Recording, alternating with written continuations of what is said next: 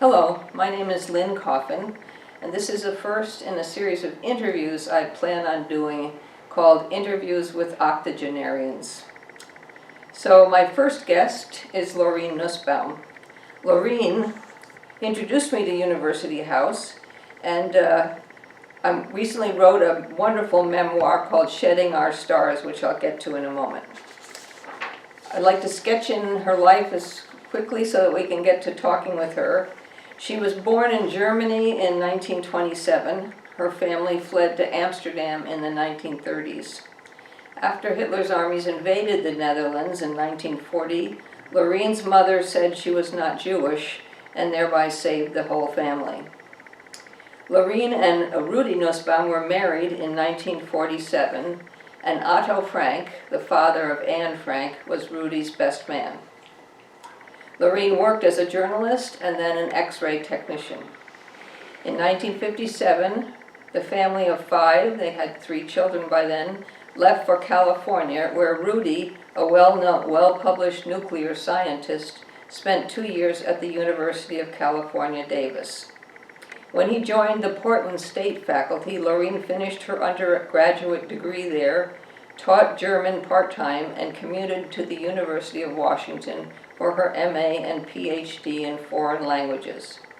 She acquired a tenure-track position at Portland State and published many papers on Brecht and on German refugees who had been productive in the Netherlands. Laureen helped set up research among Hanford downwinders that resulted in articles about the dangers of low-level radiation. In addition, she was for decades an active member of Women's International League for Peace and Freedom. She worked as a volunteer in the Oregon Food Bank and had hobbies which included chamber music, sailing, hiking, and traveling. In July 2011, at the end of a European trip, Rudy took a fatal fall at the Amsterdam airport. Laureen moved to Seattle in 2011 and has been here since. She has 4 grandchildren and a great-grandson. In 2019, Laureen published a wonderful memoir called Shedding Our Stars, which talks about her experiences in the Holocaust and afterwards, and I encourage you to read it. So with that said, Laureen, I would like to welcome you as my first interview guest. I really appreciate your being willing to be here and to have a discussion with me. So I would gather from the memoir, from the biography, that many people would be curious about, have questions about your experiences as a young person in the Holocaust, and perhaps especially your knowledge of and experience of Anne Frank. Would you say a little about that, please? Yes, but first I have to correct. Okay. I'm Please. nonagenarian. I'm not an octogenarian. No, you're not. How old are you? I'm 93. Yeah, so what does that make you? A nonagenarian? Nonagenarian. Okay, we're going to change it. Introducing Great. I'm glad you corrected that. It's not that I'm terribly proud of my age, but I bear it like so many other things in Right, life. wonderful. So interviews with nonagenarians, which sounds wonderful. I always like that because it sounds like non-ageist, non-age, it doesn't matter. So could you tell us a little about your experience of Anne Frank, for example? Well, Anne Frank was 2 years younger than I, so I certainly was not a close friend of hers. But my family, the Kleins and the Franks, knew each other in Frankfurt and then later on in Amsterdam. And I knew Margot, her older sister, better than Anne.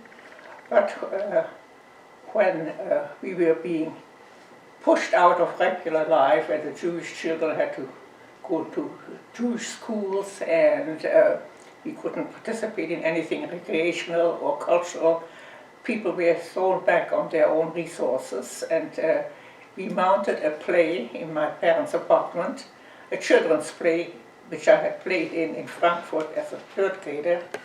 And in that play, The Princess with the Nose, I was the director at age 14. Excuse me, this was Princess with the Nose? With the Nose. Okay, Yeah. Princess with the Nose, okay. Yeah. Not a great play, but a children's play. And Anne played the princess with the nose. Mm-hmm. And so she came to rehearse several times a week till we mounted a play for Hanukkah, Christmas, 1941. So that's when I got to see her frequently for a short period of time. She was very lively. She talked too much to my taste. Of course, I felt terribly superior. After all, I was 2 years older, and that makes all the difference. But she was a quick learner. She learned her lines very fast and did extremely well. So That's wonderful. Do you have any specific, can you remember any specific moment from the play or anything? I mean, I'm amazed that you remember it at all. It's wonderful, but... No, what I do remember specifically is though when we went to school, my older sister and I boarded a streetcar at the end of the line, and the Frank girls with many other Jewish kids boarded the same streetcar 2 stops into town. Oh. And Anne was always surrounded by other kids. She was the center of activity. Right. So that's I remember very vividly, really. I don't remember anything specific about the acting. Right. Okay. And I wonder too, so when you look back, your memoir is called Shedding Our Stars, and that refers to the Star of David that you were forced to wear, is that right? Correct. And can you tell us, was there do you remember the moment when you physically shed your star, when you took off? Sure. Okay. Pretty dramatic. About the reason why we could shed our stars was because my mother, who was really half Jewish, there was a loophole in her pedigree, so with a bit of fudging we could make it believable that she was not Jewish at all. And that petition really to acknowledge that she was not Jewish had to go to Hans Kallmeyer, and that's really the person about whom this book is. The book is kind of a hybrid. It's part my own memoir, but the other half is a biography of Hans Kallmeyer, a German lawyer who was appointed to adjudicate cases where people claimed they were not as Jewish as their papers read.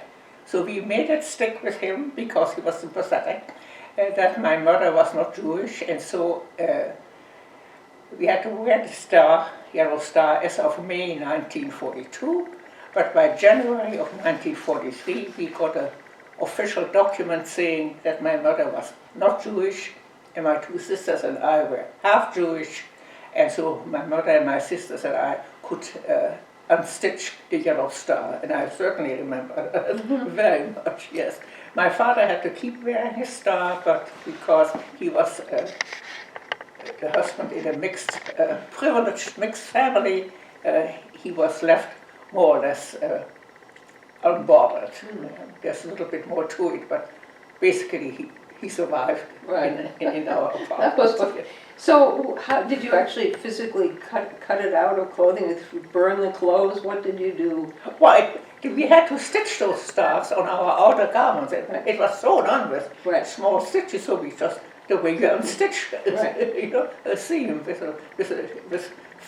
pointed scissors, or razor blade, whatever. We use scissors, but that's how we unstitch. May I ask, was there a time when you felt that when you heard that Hitler had died, or was there a time when you felt that the Holocaust was over? Was there Well, we did not think of the war in terms of the Holocaust. We thought of the war in terms of conquest, people dying, cities bombed, scarcity, hunger, and of course also the many people in our neighborhood, friends and relatives who had been deported to the east. We did not know about the Holocaust in the sense that we did not know about the gas chambers.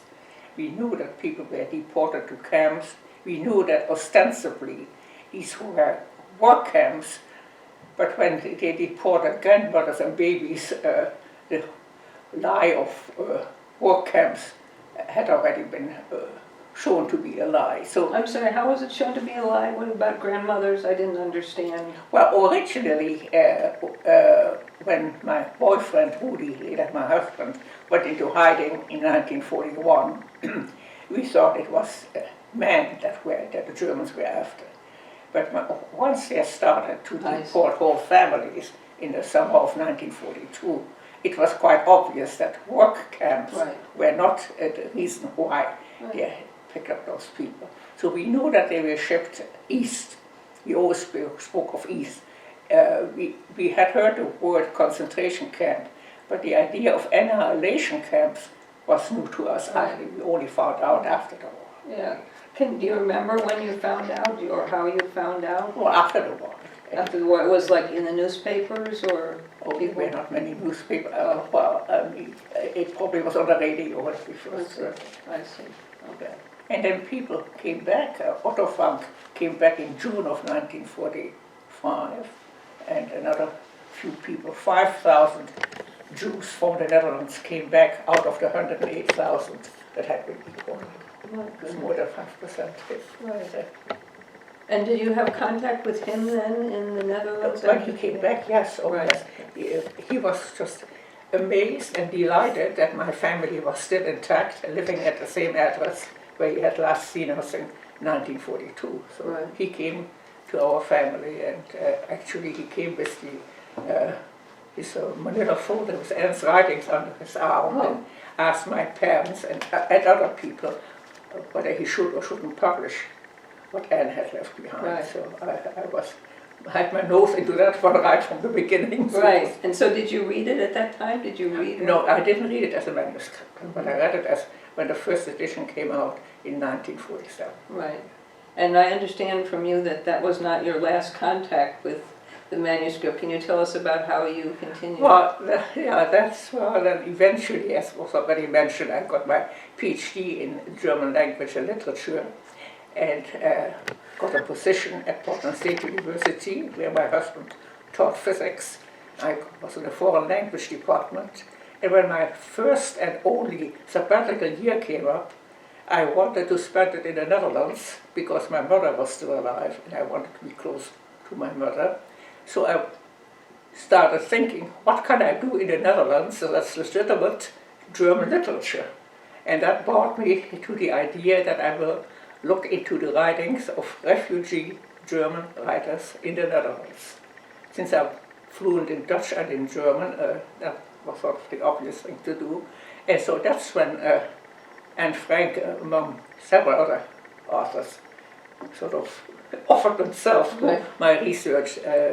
The first research I did was in older writers, people of my parents' generation who wrote in German, even while they lived in the Netherlands. And then the two people of my generation, Gerard Durlacher and Anne Frank, wrote in Dutch. What was the first person? I'm sorry. Gerard Durlacher. Okay. Beautiful, beautiful books. Right. The book that's translated is called Stripes in the Sky, and it deals with the fact that he was in Auschwitz, and they saw the Allied planes fly over, and they were hoping they would bomb Auschwitz, even if it would be their death. Right. And they never dropped the bomb. It was called Stripes in the Sky? Stripes, the vapor of the planes. I see. So that's, I have that in English. And he was deceased at the time you were. He's one of the 5,000 that survived. Yeah. Oh, he did. Yeah. Yeah. And so when you were working on this, did you consult with Otto Frank, or was there? Oh, by that time he was dead. Oh, he was. No, he died in 1980, and I had my sabbatical in 85. Yeah. No, that's not quite correct. I have to think about that for a moment. Yeah. Well, you had so many milestones in your life. Yeah, I had my sabbatical 84, 85. And you came here, what year did you come here?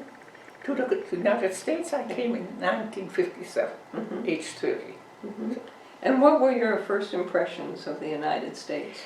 These were not my first impressions, because Woody had a postdoc in 1955-56, which we spent in Bloomington, Indiana.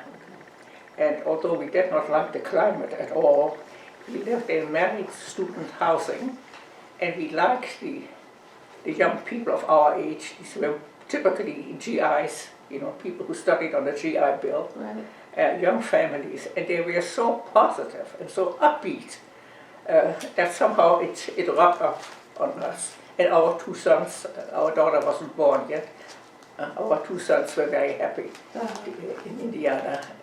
And so when by the time we had to go back, this was just a 1-year appointment as a postdoc. So we went back to Europe and spent a year in Geneva, Switzerland, which was fascinating. But then we knew we had to take a decision to settle down because although our oldest son was a fantastic sport, he went to school in Holland, in England, in the United States, in Geneva, changed languages, and didn't mind at all. The second son, that was not for him. He needed a stable place, so we had to settle down, and that's when we, after long and really very long deliberations, we decided to come to the United States. This was 1957, and my husband was a nuclear physicist. Yay! Sputnik, we need people against the Russians. So we were so embarrassingly welcome that we never had the feeling that we were refugees in this country. Right. We were very welcome. Right. So can we go back to when you came to Bloomington? Yeah. So you flew. And can you remember? No. Bloomington, we took the boat. Okay. We came by Holland American line to Hoboken. Okay. Yeah. And so your very first impressions of America were in Hoboken. Well, yeah. The very first impression was coming into the harbor and seeing all those cars and remarking to a Dutch American, how come all those people are here to pick us up? Right. They didn't know when the boat would arrive. He said, this is not people to pick up. These are dock workers. Dock workers have cars? that was That's great. Right. And then the second impression was the supermarket in Bloomington. My goodness, huge, and the choices. I really burst into tears. I had been raised in scarcity, and I just hadn't seen this kind of overabundance. Right. That was another impression. And then the third very positive impression was our neighbors in Bloomington. They had, as I mentioned before, they were young GI families. They had driven their cars from wherever they lived for the husbands to go to school. It was always the husbands. I don't remember any of the women going to school. And when they saw that we only had our suitcases, we had nothing.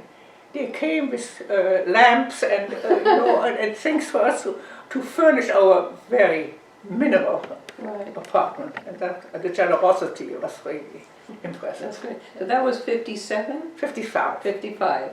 And then you went back and then deliberated, and you came permanently, and we came permanently to Davis, California in 1957, but then we moved our stuff and we came furnished, so to speak. Okay. So you've been very good on focusing on positive impressions. What about, were there negative impressions from Bloomington? Anything?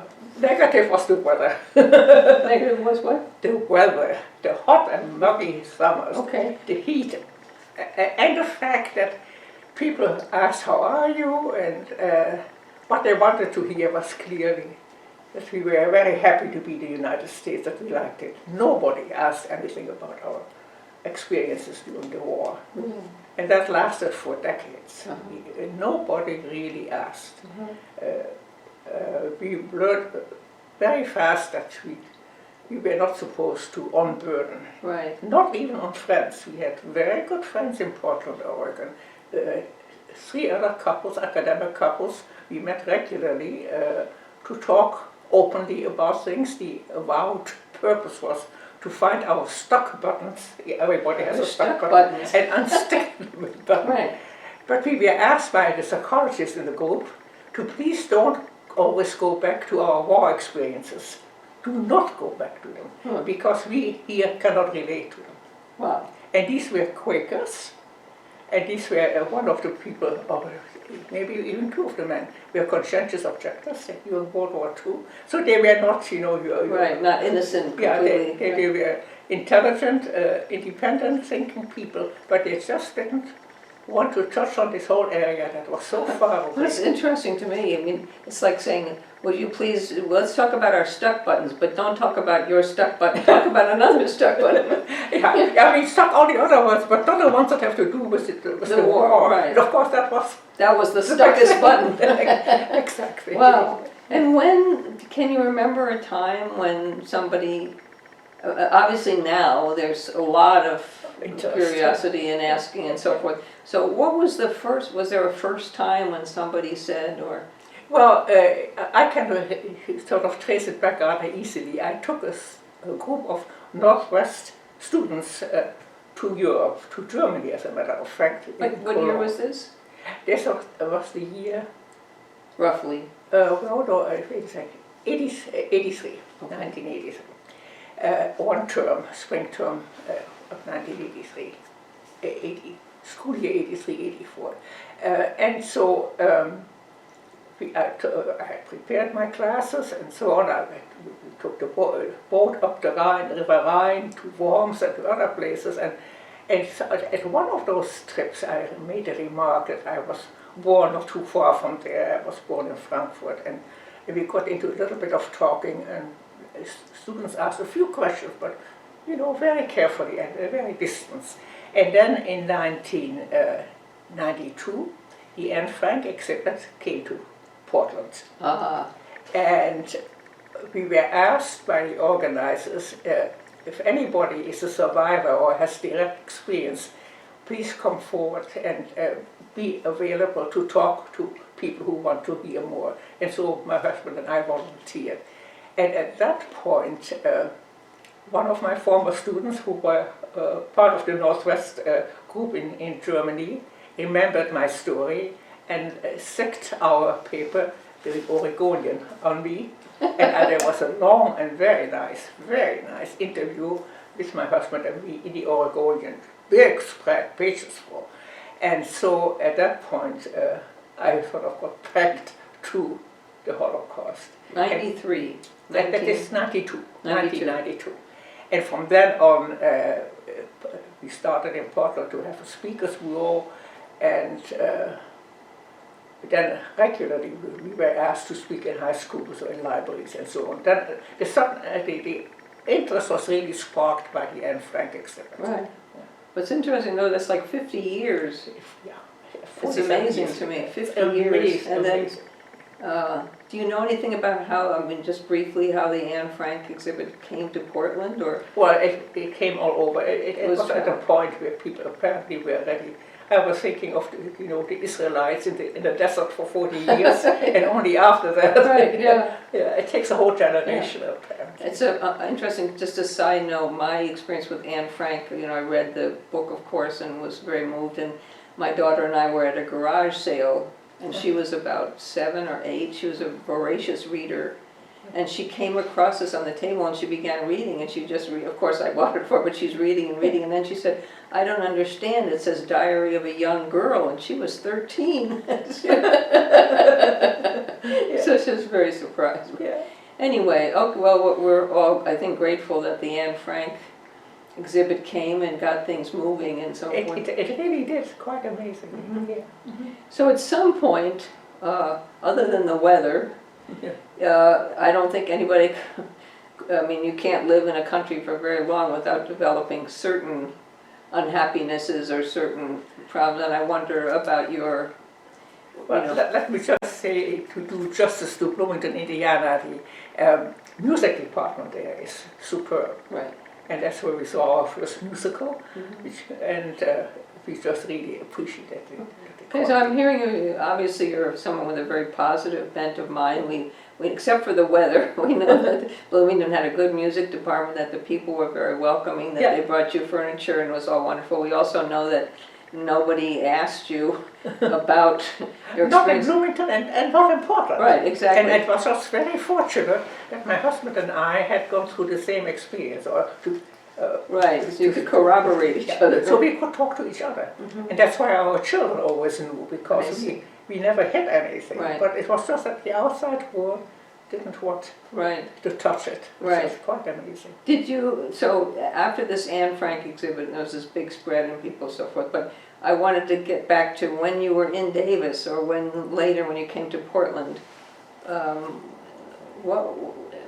What was your sense of the United States? So one big thing was abundance, all this abundance. But the other thing was that people not only not asking us any probing questions, but the way people deal with each other. On the positive side, they are friendly and saying nice things. On the negative side, they don't want to be bothered with anything that's below the surface, you know. They want things to be smooth and efficient and just don't bother me. Even their stuck buttons have to be pretty loose. That's right, so that was definitely negative. And then, of course, the Vietnam War. I mean, once we were not here during the Korean War, so I have no direct emotional contact with the Korean War. But I do have with the Vietnam War, very much. Yeah. That spoiled it. I mean, imperialism is for the birds. Right.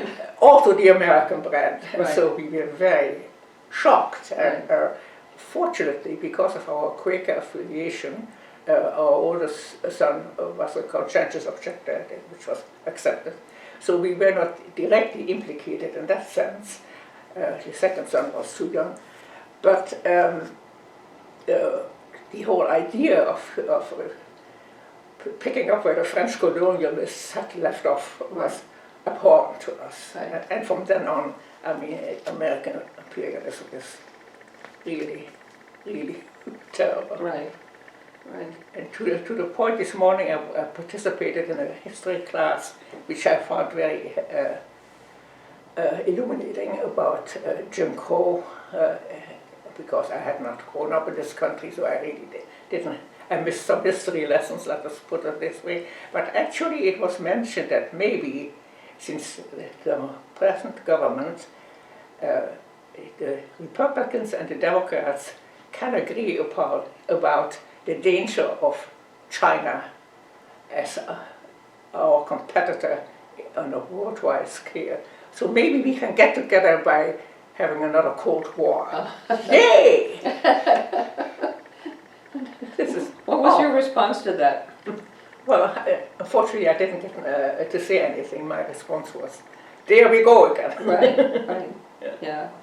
I just decided when I was living in Czechoslovakia, they said that they liked Americans, but Americans were liars.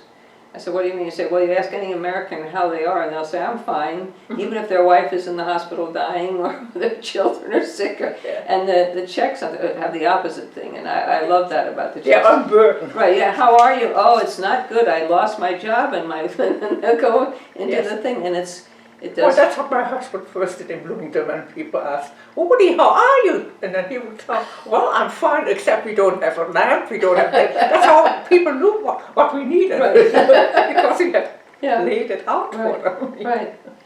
Do you think that there's any hope for us? I mean, I doubt it myself as a, No, I'm really very pessimistic. I must say, although I cannot recommend what I had to go through as a child, as a refugee child, and the whole Holocaust and the hunger winter, which is all in the book, by the way, I still think I was fortunate because at the age of 18, when the war was over, I had hope, which now turned out to have been illusions. I don't know what the younger generation now has, what kind of illusions. But these illusions kept us going. Yeah, speaking of keeping us going, just a side note, I wonder if you'd tell the story about the bicycle and getting the lights in your house. Well, I love this story. Okay, well, during the hunger winter, 1944-1945, electricity and gas were cut off. Not because the Germans were so wicked, which they were, but because half of the country had been liberated and the mines were in the southern part, which was liberated, so there was actually no fuel for generators. And so we were cut off of gas and electricity from late September till the end of the war. And you try to live in a city without gas and electricity. We didn't have a fireplace, we didn't have a stove, we had nothing. So Now I forget what The bicycle? Okay. Yeah. I happened to be, thank you, I happened to be senior in high school at the time with a long reading list, not just Dutch books, but also English, German, and French, the way things go in the Netherlands. And so I remember that I was wondering, how can I read those books? It's pitch dark at 4 o'clock in the afternoon. And then Rudy, who was hiding for the last half year in my parents' apartment, thought up an idea. He put a bicycle in the living room, put on 2 generators, and of course it was, the wheels were lifted up, and if you kept pedaling, you could actually light 2 bicycle lamps, which is what I did. Since I was the sturdiest one of the 3 daughters, I sat on a bicycle and pedaled, and I had a bicycle lamp which lit enough that I could read Madame Curie, written by her daughter, Eve Curie, en français. So I read it, and the second lamp was clamped to a table, and if 3 people huddled very, very, very close, they could really read. So this was how we did a bit of reading. Laureen, the source of light. So, but you touched on something which I wonder is not part of our problem here. That you had this, you know English, French, German, Dutch, and people in Europe and elsewhere study many languages and read many books. In the United States, I think now it's starting to change, maybe with Spanish. Yeah. People are starting, but for a long time we've had just English, and not even English, just American, just reading our own. I think that's the case, Lots. I really think studying a language is next best to traveling, Right. because it opens new realms. Right. I once gave a after lunch talk on behalf of a Foreign Language Association, and I laid out why it was good to learn a foreign language. The talk was a flop because people really didn't feel like having listening to it talk. But one of my arguments was that if you study a foreign language for 2 years, which is not enough, particularly if you start in college only, at least if you don't retain anything of it, which is the most negative result you could have, one thing will remain: you will have more respect for the people who come to this country who don't speak English. At least you know how hard it is to learn a second language. I've often given that talk as well, and one of the examples I cited is in Czech. I wanted, like, if in English, if somebody, you say, the dog bit me. Yeah.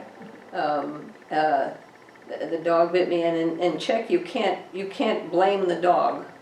You have to say it. It was the fault. It was the dog's fault, or the dog. I forget what you say. What would you say? You blame the dog for biting you. Yeah. But in Czech you say, I blame myself for letting the dog bite me. The responsibility, you can't accuse the dog. You have to accuse yourself. And it's much more responsible, or it's a whole different attitude. I see. And you become the instrument, not the dog. I see. And so I think you can learn even in 2 years, and even if you, yes, I think it's just different perspective. Yeah. Or the fact that many languages have a direct and an indirect object, Right. which the English language doesn't have. Right. Well, in Georgian, for example, which I know a little bit, there's no gender. So there's a whole thing to realize that people can write and not have any gender is amazing. Yeah. But so we identified this quality of American, so optimistic, friendly. One thing that shocked me, I wonder if you noticed this, that I noticed this friendliness in America. People foreigners really remark upon how in a shop, if you can't find something, people are much more apt to be, let me help you, or I'll show you, or here it is.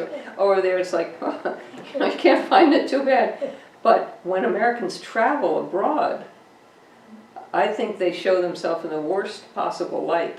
I don't know if you had, when I was a child and went to Paris with my father, and I saw Texans with 10-gallon hats or whatever, striding around, ordering people around, and bossing people like. I don't have that experience. I do. The Americans I met in Europe were our academic people. Oh. And I do remember that they had sort of a tongue-in-cheek approach. I mentioned something about the harbor in Hoboken when we first landed, that the boat had to be unloaded by the ship cranes, whereas in Rotterdam and Antwerp and Hamburg, the cranes are on the dock. Oh, I They're see. much bigger, well, like the way it is in Right. Seattle. And one person said clearly, tongue in cheek, well, I don't know why that is, but I'm sure there must be a good reason. Yeah. So do you have any, what would you like to see happen in the United States? What other, I mean, we'd like to see us reverse policy. What I would like to happen is that people cooperate with each other without having a common enemy. I mean, to create a kind of Cold War situation in order to unite this very divided country is really deplorable, to put it mildly. I think it's hard. Yeah, I wonder about that. When I was in Washington, D.C., I was at the Holocaust Museum, and at the last room is the Hall of the Heroes. Yeah. And they had, they have Schindler there and all these people, and there's there a woman who, a Dutch woman who helped a girl 12 years old or whatever who saw the Star of David. She was fleeing from seeing her parents murdered, and showed her to the basement, closed the door, and then during the rest of the war, they never spoke, but and at the end of the war she opened the door and went away. So the girl never even saw her, but she kept her alive, and so she nominated this woman to come to Israel and have a street named after her and everything. And the woman wrote this appalling letter, which is in there, saying, I have no use for Jews. Jews killed our Lord as far as I'm concerned, and they're inferior race, but nobody should be treated as the Germans treated the Jews. Everybody has human rights, even these sort of, she didn't say this, but despicable people have. And I was just horrified, and it's in there with all these other people who risked their lives. But then it came to me that maybe this is our hope, and I'm wondering if that might not apply with the China thing. That people seem to need an other that is less than they are, that is so lower that they can look down upon. And I mean, wouldn't it be a step if we could be united and have, do things about racism together and do things in this country about economic equality because we're opposed to China? Wouldn't that be better than? Well, in a way you could say so, because I do think there is a correlation between the fact that the Soviet Union imploded and American policies after 1990, because we didn't have to compete with the Russians anymore for the good favors of African countries and other third world countries. Yes, it would be. It might be better. It's like a devil's bargain. I just yesterday, it was the last day of a series of interviews with students from the University of California in Los Angeles, ACLU. And those youngsters who had been in my group asked me for advice, and I really have years of experience but no profound advice. The only thing I could say is that I think we have to be very careful when we follow our own thoughts, how often we don't make a hierarchy and say, well, at least I'm much more spidey than most of the other 93-year-olds at University House, this kind of attitude. You have to watch out, because that's the beginning of feeling superior, of ranking things, and there's a lot every individual can do to be careful, to monitor their own feelings and reactions. Other than that, I really don't have much advice to give, unfortunately. No, I think that's wonderful advice, and it reminds me of Ivan Karamazov, who goes around talking about giving back your ticket, and he rejects the universe because people are unfair, and and in doing so he knocks over a guy in a snowstorm, and the guy ends up dying from his thoughtlessness and rushing and so forth. And Dostoevsky plants it there. So I've forgotten that. Yeah, the idea of being, so I think that might be a good place to end, unless you have, maybe for us, how about for me, a word of advice? For you personally, for me, don't do too much. You are overloading yourself. Quite obviously. Yeah. Well, I'm really, really glad that you for my first victim. And I learned a lot in this talk, and I'm very grateful to you, and I will never confuse octogenarian and nonagenarian again. Thank you Well, very it's just much. a matter of counting. Right. Thank you so much. Well, thank you.